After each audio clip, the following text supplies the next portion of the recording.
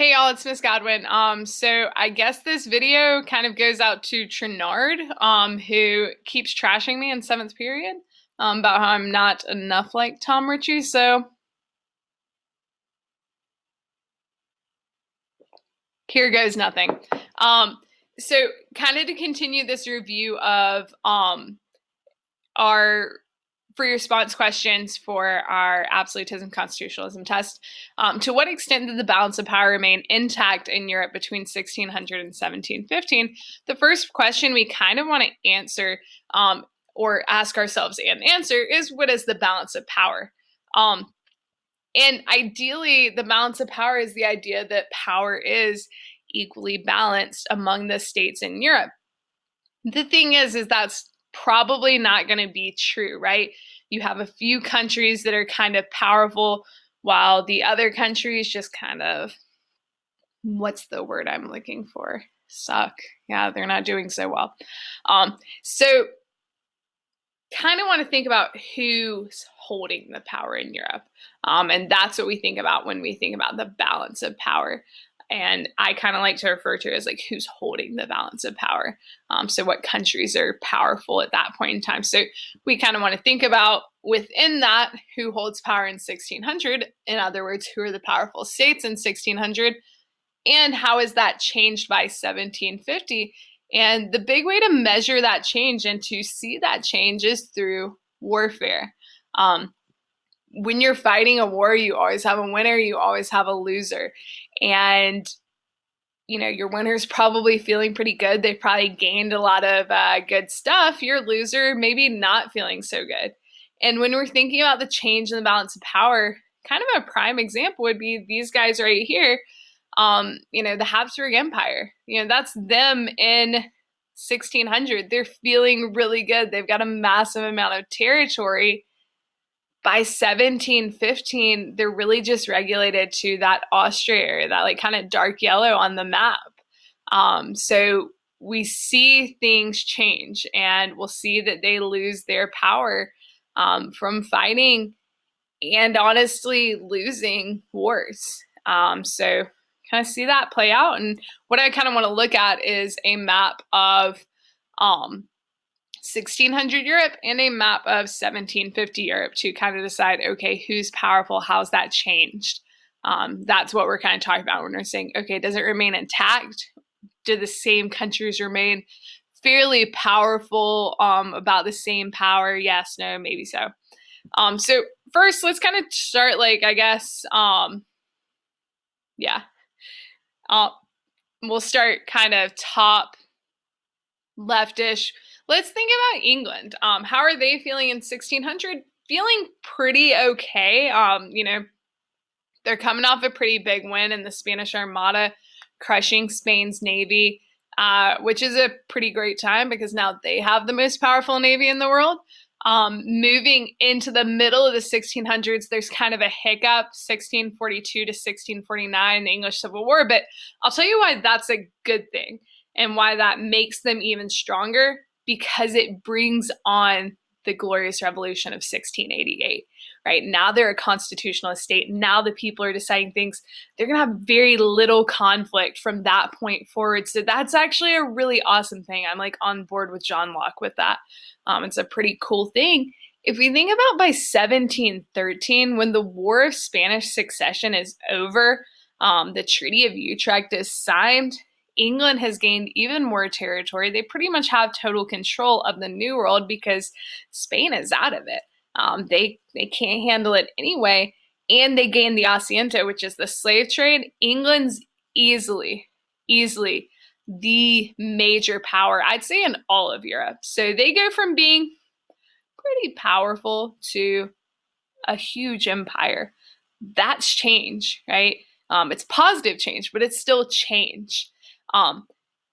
Thinking about Spain, well, Spain in the 1600s and 1600 was controlled by the Habsburgs. So we kind of want to keep Spain and Austria, Holy Roman Empire, in our minds as the Habsburg Empire. So let's think about Spain in terms of the Habsburg Empire. Spain was this huge power, right? They had control of the New World. They had, major trade and exploration going on.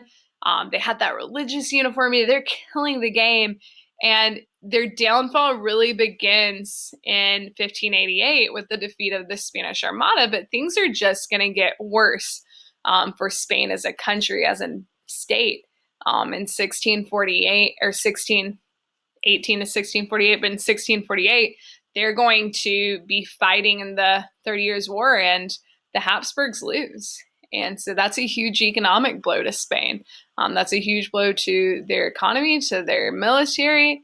That sucks. That's a downer. And then in 1701, the War of Spanish Succession begins, and literally Spain is just crumbling under kind of civil disruptions based on people who they don't want to be controlled by the Bourbons. They're not fighting a war against France. Their territory is being taken away. So Spain being a power,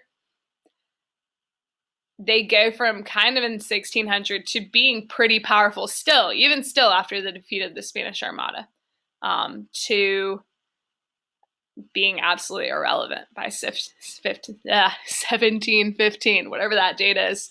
And that's also a huge blow to the Habsburg Empire. So thinking about the Habsburg Empire as a whole, they're controlling Spain and Holy Roman Empire, parts of Italy, and after, the losses in the religious wars, specifically the,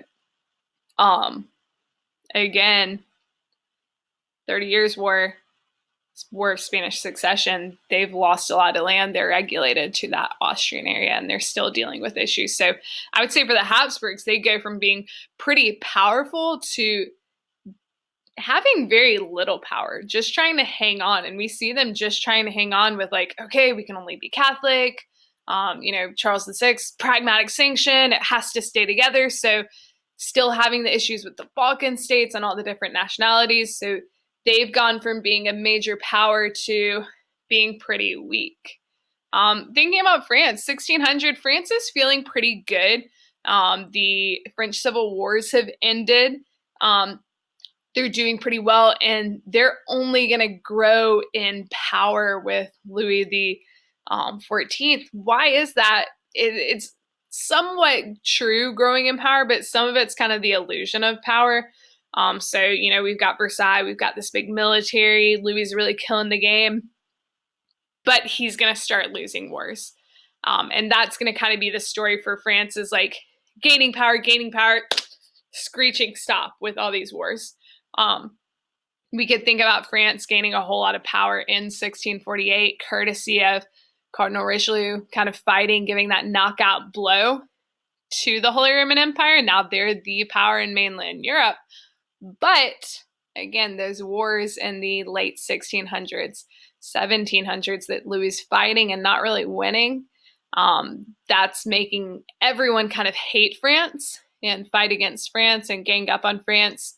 France isn't left super weak by 1715, but they are weaker than kind of they have been in the past years. Their economy is doing really poorly.